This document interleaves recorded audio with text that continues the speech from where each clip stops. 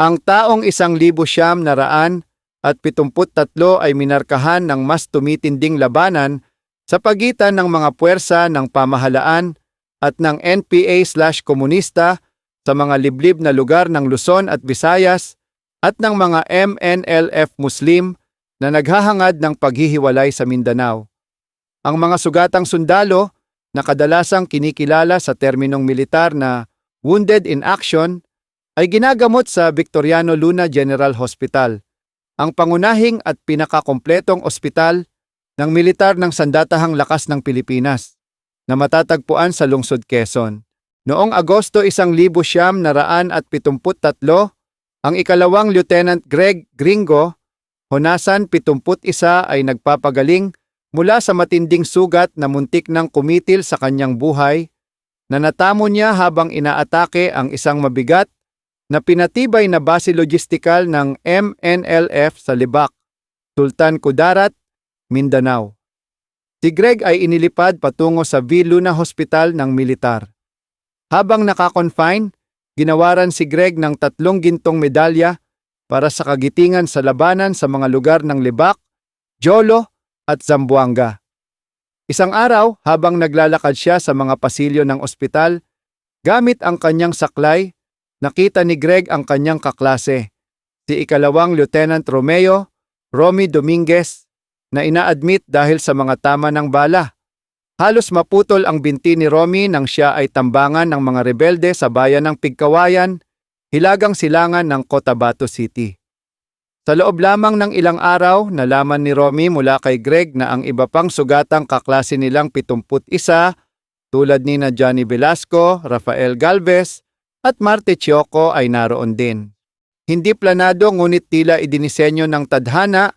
Sa loob lamang ng ilang araw, nagkaroon ng isang uri ng muling pagkikita o reunion ang mga sugatang kasapi ng PMA matatag, Class of 1,971 sa V. Luna Hospital. Ang tagpong ito ay malinaw na naiiba sa karaniwang mga reunion na ating nakasanayan. Mas inilalarawan nito ang mga matatag 71 na nagtitipon sa paligid ng mga kama o nagkikita sa pasilyo, nagbibigay ng lakas ng loob, nagbabahagi ng mga kwento, at nagbibigay aliw sa isa't isa habang nagpapagaling mula sa mga sugat. Naging tahimik at mabigat ang kanilang damdamin nang muling sumagi sa kanilang alaala ang mga kasamahang namatay at ang iba pang nasugatan sa labanan. Naibahagi nila ang kanilang mga kwento.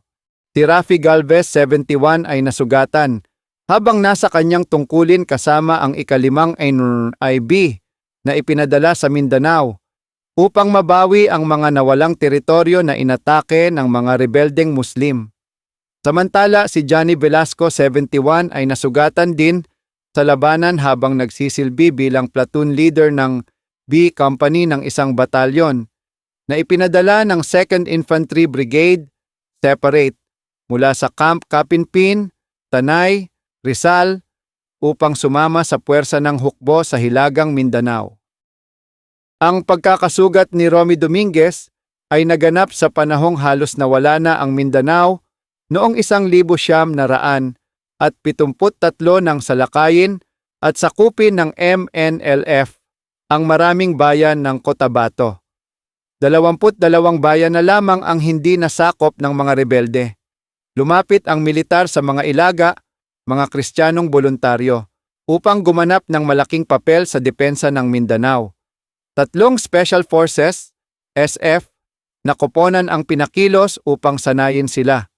Si Romy, kasama ang kanyang mga mista na sina Ging Kagurangan at Mel Acosta, ay binigyan ng misyon na mabilis na buuin ang ika-71 ICHDF Batalyon, ika-72 ICHDF Batalyon, at ika-73 ICHDF Batalyon. Pinamunuan ni Romy Dominguez ang ika-72, si Mel Acosta ang ika-73. Si Ging, na naunang dumating, ay personal na pinili upang mamuno sa ika-71. Itinalaga ang mga lugar, si Romy sa Pigkawayan, si Ging sa Midsayap at si Mel sa Nuling. Kalagitnaan ng umaga ng ika-8 ng Agosto 1973, Si Romy ay papunta sa paliparan mula sa pagbisita sa kanyang dating Special Forces team sa Pigkawayan na tumulong sa kanya sa pag-oorganisa ng ika-72 LSDF Battalion, noong siya ang kanilang team leader. Habang nasa daan, siya ay tinambangan ng mga rebelde sa bayan ng Pigkawayan, 27 kilometro silangan ng Cotabato City. Nanatiling kalmado ang kanyang driver sa panahon ng insidente. Ang kanang bahagi ng kalsada ay isang dalisdis. Ang kaliwang bahagi ay isang malalim na bangin. Nang magbukas ng putok ang mga ambusher, simpleng nagtanong ang driver kung hihinto ba sila para lumaban. Iniutos ni Romy na umarangkada ng buong bilis. Isa itong matalinong desisyon dahil nakalusot sila sa killing zone. Matapos ang humigit kumulang 10 kilometro o higit pa, tumirik ang makina ng truck at hindi na ma-start muli. Kinailangan niyang maghintay ng isa pang truck mula sa Central Command upang maipagpatuloy ang kanyang paglikas patungo sa ospital ng Cotabato. Ang pinsala ni Romy ay inilarawan ng doktor bilang isang comminuted compound fracture sa kanang hita na naging dahilan ng kanyang 7 buwang pananatili sa V-Luna. Salamat sa attending physician na si Colonel Sanchez at sa kanyang koponan na nakaiwas siya sa pagputol ng kanyang paa. Noong huling bahagi ng Agosto 1973, si Marte Chioco, sakay ng unang M35 truck, ang nangunguna sa isang convoy na may 2 truck na may misyon na ilipat ang mga bagong dating natauhan mula Iligan patungong Dilabayan. Habang tinatahak ng 2 truck na convoy ang highway mula Iligan hanggang Kauswagan, naambush ang grupo ni Marte. Narito ang kanyang kwento. Ang kalsadang lupa mula sa pambansang highway sa Kauswagan patungo sa panloob na barangay ng Dilabayan ay humigit kumulang 15 kilometro ang haba na may paalon-along lupain na may mga puno ng niyog, saging, kawayan at masukal na damuhan. Noong umagang iyon ng Agosto 1973, 2 M35 truck ang dumaan sa kalsadang iyon mula sa pambansang highway patungong Dilabayan. Sakay ng unang truck ang 20 bagong dating na sundalo at 10 tauhan ng kumpanya kabilang si Marte at 2 driver. Lahat ay armado at karamihan ay nakatayo at nakaharap sa magkabilang gilid ng kalsada. Sa unahan ay si Marte at ang driver, isang orihinal na Scout Ranger. Sa daan, napansin ng driver na si Marte ay nakaharap sa kanan, hawak ang kanyang M16 na nakatutok ang dulo sa bintana papunta sa gilid ng kalsada. Sinabi niya sa driver, "Sasabayan ko ng putok ang mga ambusher."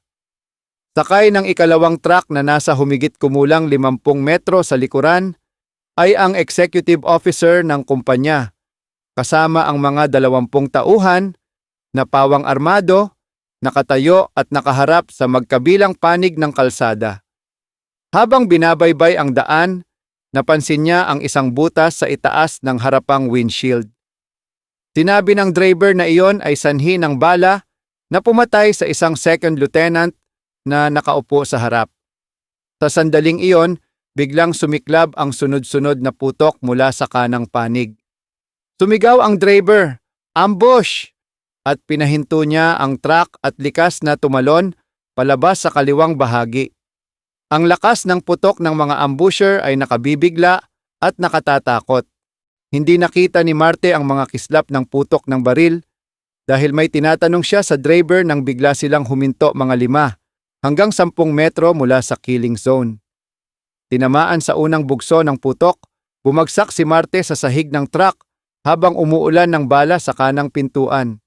Pagkatapos mula sa sahig ay kinailangan niyang mag-somersault pababa at tumama sa lupa. Ang kanyang combat straps ay pumipigil sa kanya na gumapang ng nakadapa. Ang ilan sa unang truck, kahit sugatan, ay nakatalon din pababa sa kaliwang bahagi. Mula sa kanilang posisyon sa kaliwa, hindi nila magamit ang kanilang M16. Lalong tumindi ang putukan. Hindi nila makita ang mga ambusher sa bangin sa kanang gilid ng kalsada na may taas na 10 hanggang 12 talampakan. Habang nagaganap ang pagkalat, naghagis siya ng isang apple-type na granada sa posisyon ng mga ambusher. Gayon din, kinuha ng kanyang driver ang isang silindrikong granada sa kalsada sa ilalim ng truck na hindi sumabog. Malinaw na minadaling ihagis dahil nakabalot pa ang tape sa safety lever. Inalis niya ang balot at inihagis ito patungo sa posisyon ng kaaway. Ang mga pagsabog ng granadang iyon at ang ganting putok mula sa grupo sa ikalawang truck ay pumigil sa posibleng pag-atake at nagpilit sa kaaway na umatras patungo sa masukal na kagubatan. Matapos malinis ang lugar, ang executive officer at si Marte ay agad na nagsagawa ng pagtatasa. Mga nasawi sa unang truck na may mga tama ng bala at butas na tangke ng gasolina. 18 na patay sa aksyon, KIA, at 10 na sugatan. Ang tanawin ng kanyang mga patay na tauhan na basang-basa sa dugo ay halos hindi niya matagalan. Sa kanyang kaso, tinamaan ng bala ang kanyang kanang itaas na hita. Nagkaroon siya ng mga sugat sa ulo mula sa mga tipak ng metal at isang kalibring .45 na nasira ng isang bala na tumagos sa holster. Sa kabila ng kanyang mga sugat, sumigaw siya ng mga utos upang tiyakin ang mga nasawi at kagamitan at upang ilikas ang mga sugatan, lalo na ang mga malubha, upang matiyak ang kanilang kaligtasan. Ang mga sugatang lalaki kabilang si Marte ay inilikas sa Kauswagan Battalion Headquarters at pagkatapos ay sa Iligan Hospital. Kasama ng iba pang mga nasawi, inilikas sila papuntang Maynila. Sila ay ginamot kalaunan sa V. Luna Hospital ng militar. Maraming mga kwento ng daan-daan at maging libu-libong sundalo na nasugatan sa mga labanan at engkwentro sa pagtatanggol ng ating bansa. Ang mga kwento ng magkakapatid sa PMA class 1,971 ay bahagi ng mga iyon. Ang pagbabalik tanaw sa hindi magandang ambus na iyon ay palaging nagdadala sa kanila ng kalungkutan at dalamhati. Isang masakit na karanasan ang makita ang inyong mga tauhan, naduguan at masaksihan ang kanilang pagkamatay. Lahat ay para sa pagtatanggol ng bansa. Naway ipagkaloob ng Diyos ang kanyang mga biyaya at kapatawaran sa ating lahat, kapwa buhay at patay. Naway maghari ang kapayapaan sa ating lupain.